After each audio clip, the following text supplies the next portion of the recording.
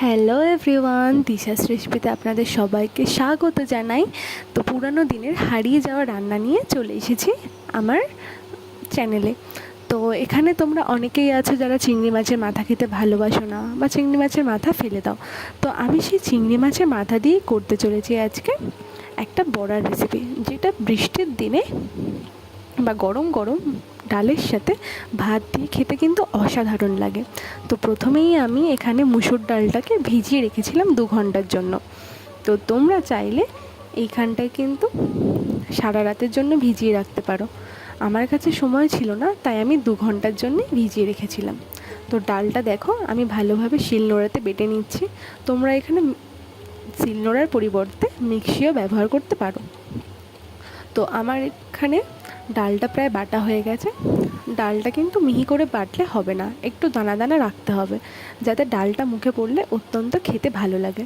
তো আমার এখানে একবারে হয়নি, আমি ডালটা 2বার করে বেটে নিয়েছি, কারণ শিলটা আমার খুব একটা বড় ছিল না।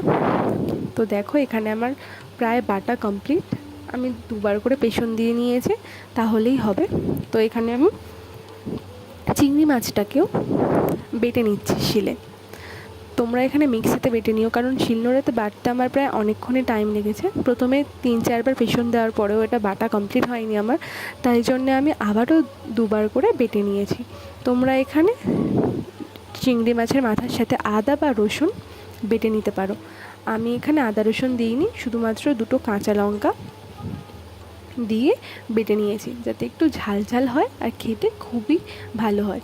আমি বাটিতে ডাল আর চিংড়ি মাছের বাটাটা একসাথে নিয়েছি। আর এখানে আমার দেখো এখনও কিন্তু বাটা কমপ্লিট হয়নি।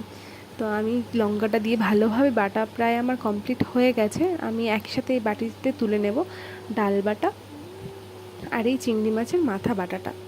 তো আমার দেখো পুরোপুরিই এখন কমপ্লিট। আমি এখানে তুলে নিয়েছি বাটিতে। এখানে তুলে নেওয়ার পর আমি এখানে দিয়ে দেব সামান্য পরিমাণে নুন, হাফ চামচ পরিমাণে হলুদ গুঁড়ো। হলুদটা আমার একটু কম লাগছিলো, তাই আরেকটু দিয়ে দিয়েছি, মানে প্রায় 1 চামচ মতো।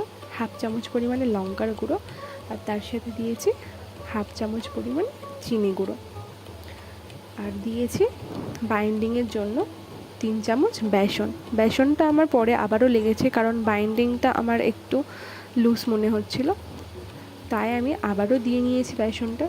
বেসনটা সব কিছু দেওয়ার পরে কিন্তু এগুলো ভালোভাবে মাখতে হবে, নয়তো কিন্তু বড়াটা একদমই ভালো হবে না, ওপরটায় ভেদ ভেদে থেকে যাবে। তো সেই জন্য আমি দেখো এখানে বেসন দিয়ে নিয়েছি, বেসনটা ভালোভাবে মাখিয়ে নিয়েছি একেবারে।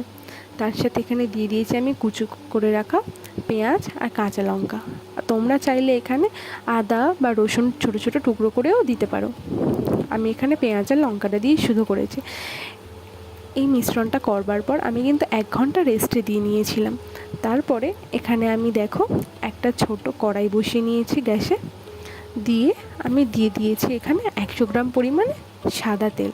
তোমরা এটা সর্ষের তেলেও ভাজতে পারো। এই বড়া দিয়ে কিন্তু আরও নানান রকম রেসিপি করা যায়, আলু দিয়েও তরকারি করা যায়, অনেক কিছুই করা যায়। এই চিংড়ি মাছের মাথা বাটা রেসিপি আমি পরে তোমাদের সাথে আরও অনেক কিছু শেয়ার করবো চিংড়ি মাছের মাথা দিয়ে।